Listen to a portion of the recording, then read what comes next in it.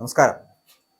റഷ്യയെ വിട്ട് അമേരിക്കയ്ക്കൊപ്പം ഇന്ത്യ, ഇങ്ങനൊരു വാചകം കേൾക്കുമ്പോൾ പെട്ടെന്ന് ഇന്ത്യക്കാർ അതിശയിച്ചു പോകും. കാരണം അങ്ങനെ അമേരിക്കയ്ക്കൊപ്പം ചേരുവാനുള്ള ഒരു മാനസികാവസ്ഥയിലേക്ക് ഇന്ത്യയും ഇന്ത്യയുടെ പ്രധാനമന്ത്രിയും ഒന്നും എത്തിച്ചേർന്നിട്ടില്ല. ഒപ്പം തന്നെ റഷ്യയെ വിട്ടുകൊണ്ട് അമേരിക്കയ്ക്കൊപ്പം ചേരുവാനും പോകുന്നില്ല. പക്ഷേ ഇവിടെ ട്രംപിന്റെ ചില സ്വപ്നങ്ങളുണ്ട്, നടക്കാത്ത ചില സ്വപ്നങ്ങൾ. ഈ അമേരിക്കൻ പ്രസിഡന്റായിട്ടുള്ള ഡൊണാൾഡ് ട്രംപും ഇന്ത്യൻ പ്രധാനമന്ത്രിയുടെ നരേന്ദ്രമോദിയും തമ്മിലുള്ള നിർണായകമായിട്ടുള്ള ഫോൺ സംഭാഷണം, ആ ഫോൺ സംഭാഷണത്തിന് പിന്നാലെ ലോകം ഉറ്റുനോക്കിയ ഒരു വ്യാപാര കരാർ പ്രഖ്യാപിക്കുന്നു. അതായത് അടുത്ത 5 വർഷത്തിനുള്ളിൽ ഊർജ, കൃഷി, സാങ്കേതിക വിദ്യ, കൽക്കരി തുടങ്ങിയ മേഖലകളിൽ ഏകദേശം $500 ബില്യൺ അമേരിക്കൻ ഉൽപ്പന്നങ്ങൾ ഇന്ത്യ വാങ്ങാൻ പോകുന്നു എന്ന ഒരു കരാർ. ലോകം ഉറ്റുനോക്കിയ ആ ബിഗ് ഡീൽ അതോടുകൂടി സംഭവിച്ചു. അമേരിക്കൻ പ്രസിഡന്റ് ഡൊണാൾഡ് ട്രംപും ഇന്ത്യൻ പ്രധാനമന്ത്രി നരേന്ദ്രമോദിയും തമ്മിലുള്ള ആത്മബന്ധം വെറും വാക്കുകളിലല്ല, വലിയ വലിയ വിട്ടുവീഴ്ചകളിലാണ് അവസാനിച്ചിരിക്കുന്നത്. ഇന്ത്യൻ വിപണിയിലേക്ക് കടന്നു വരുന്ന അമേരിക്കൻ ഉൽപ്പന്നങ്ങൾക്ക് ഇനി മുതൽ 0% തീരുവയെ ഉണ്ടാകൂ എന്നാണ് ട്രംപിന്റെ പ്രഖ്യാപനം. അതായത് അമേരിക്കൻ ഐഫോണുകളും കാറുകളും മറ്റുൽപ്പന്നങ്ങളും ഒരു തടസ്സവുമില്ലാതെ ഇന്ത്യൻ മണ്ണിലേക്ക് ഒഴുകിയെത്തും. ഇതിലും വലിയ ബോംബ് ട്രംപ് പൊട്ടിച്ചത് റഷ്യൻ എണ്ണയുടെ കാര്യത്തിലാണ് എന്നതാണ്. ഇതെല്ലാം ട്രംപിന്റെ അതിബുദ്ധിയാണ്, തന്ത്രമാണ്, കുതന്ത്രമാണ് എന്നതാണ്. ഇന്ത്യ ഇനി മുതൽ റഷ്യയിൽ നിന്ന് എണ്ണ വാങ്ങില്ല എന്ന് ട്രംപ് അങ്ങ് ആധികാരികമായി പറയുകയാണ്. യുക്രൈൻ യുദ്ധം അവസാനിപ്പിക്കുവാൻ പുടിന്റെ സാമ്പത്തിക സ്രോതസ് അടയ്ക്കണമെന്ന ട്രംപിന്റെ വാശിക്ക് ഇന്ത്യ വഴങ്ങിയോ എന്ന ചോദ്യമാണ് ഇപ്പോൾ അന്താരാഷ്ട്ര തലത്തിലടക്കം ഉയരുന്നത് എന്നുള്ളതാണ്. റഷ്യയുമായിട്ടുള്ള ദശകങ്ങൾ നീണ്ട സൗഹൃദത്തെ ഇത് എങ്ങനെ ബാധിക്കുമെന്ന് നമ്മൾ കണ്ടറിയേണ്ടതില്ലേ? അതുകൊണ്ട് തന്നെ ഇനി എന്തൊക്കെ സംഭവിക്കുമെന്ന് സങ്കീർണമാണ്. അപ്പോൾ ഈ കരാറോടെ ഇന്ത്യ $500 ബില്യൺ US ഉൽപ്പന്നങ്ങൾ വാങ്ങാൻ ബാധ്യസ്ഥരാണ്. ഊർജ മേഖലയിൽ, സാങ്കേതിക വിദ്യയിൽ, കൃഷിയിൽ, ഈ മേഖലകളിലൊക്കെ US കമ്പനികൾക്ക് ഇന്ത്യയിൽ വലിയ ആധിപത്യം ലഭിക്കാൻ പോകുന്നു. റഷ്യയെ കൈവിട്ടുകൊണ്ട് അമേരിക്കയെ പൂർണ്ണമായി വിശ്വസിക്കുന്ന ഈ നീക്കം ഇന്ത്യയുടെ വിദേശ നയത്തിലെ വലിയൊരു ചൂതാട്ടമാണ്, ഒരു ഗാംബ്ലിംഗ് ആണ് എന്ന് പറയേണ്ടിയിരിക്കുന്നു. അങ്ങനെ റഷ്യയെ വിട്ടുകൊണ്ടുള്ള യാത്ര ഇന്ത്യ തുടങ്ങിയാൽ അത് ഇന്ത്യയുടെ തന്നെ കൗണ്ട് ഡൗൺ ആണ് എന്ന് പറയേണ്ടി വരും.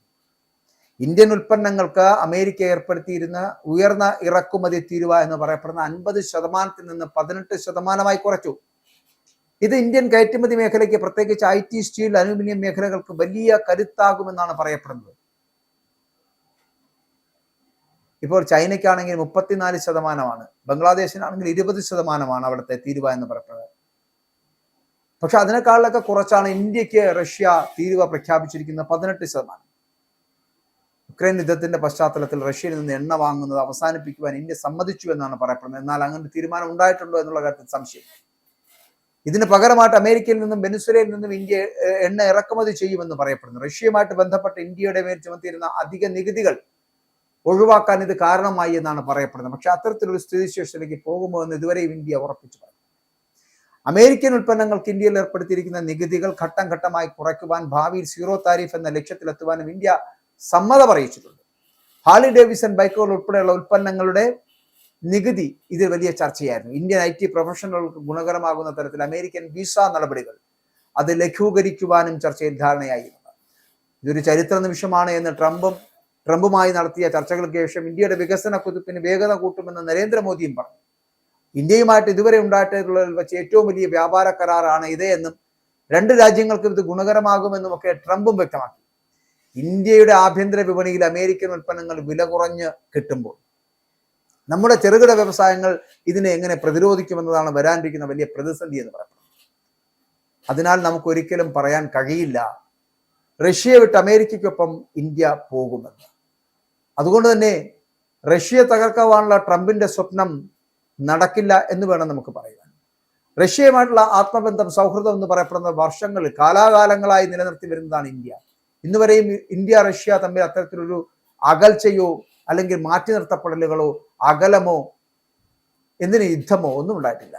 അപ്പോൾ അങ്ങനെ ഇന്ത്യ എന്ന് പറയപ്പെടുന്ന രാജ്യവുമായി ചേർന്ന് നിന്നുകൊണ്ട് തന്നെയാണ് പലപ്പോഴും ആ താഷ്കന്റ് കരാറിന് ശേഷം ഇന്ത്യയുമായിട്ട് ബന്ധപ്പെട്ട് വരുന്ന വിഷയങ്ങളിലൊക്കെ റഷ്യ എപ്പോഴും വലിയ സ്വാധീനം നടത്തിയിട്ടുള്ള രാജ്യമാണ്.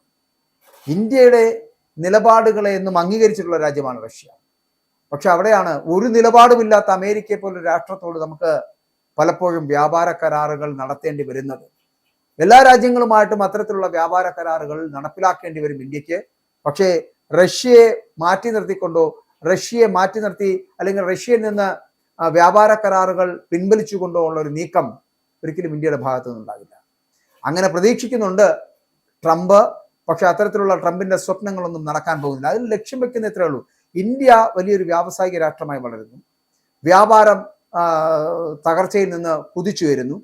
ആ വ്യാപാര തകർച്ചയിൽ നിന്ന് കുതിച്ചുയർന്ന് മുന്നോട്ട് പോകുന്ന ഇന്ത്യ എന്ന് പറയപ്പെടുന്നത് റഷ്യയുമായി ചേർന്നിട്ടുള്ള വ്യാപാര കരാറുകൾ പുതുക്കുകയോ അത്തരത്തിൽ അവർ തമ്മിലുള്ള വിപണി വളരെ വലുതായി തുടങ്ങുകയോ ചെയ്യുന്ന സാഹചര്യം ഉണ്ടായാൽ അത് റഷ്യക്കും ഇന്ത്യക്കും ഒരേപോലെ ഗുണം ചെയ്യുന്നതാണ്.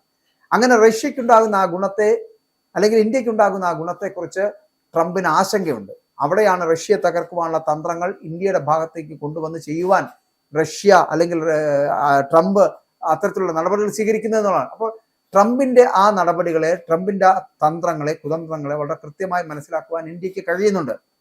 പക്ഷേ നിലവിലെ സാഹചര്യത്തിൽ അമേരിക്കയിൽ നിന്നും നമുക്ക് ചില വ്യാപാര കരാറുകൾ നടപ്പിലാക്കേണ്ടതുണ്ട് എന്നുള്ളത് കൊണ്ട് തന്നെ വ്യാപാര കരാർ ഏകദേശം 500 ബില്യൺ വ്യാപാര കരാറാണ്. അത് നടപ്പിലാക്കേണ്ട ബാധ്യത ഇന്ത്യക്കുണ്ട്. അത് നടപ്പിലാക്കി മുന്നോട്ട് പോകും. ഒപ്പം തന്നെ റഷ്യയെ മാറ്റി നിർത്തിക്കൊണ്ടോ റഷ്യയുടെ വ്യാപാര കരാറുകൾ മരവിപ്പിച്ചുകൊണ്ടുള്ളൊരു പ്രവർത്തനം ഇന്ത്യയുടെ ഭാഗത്ത് നിന്ന് ഉണ്ടാകില്ല.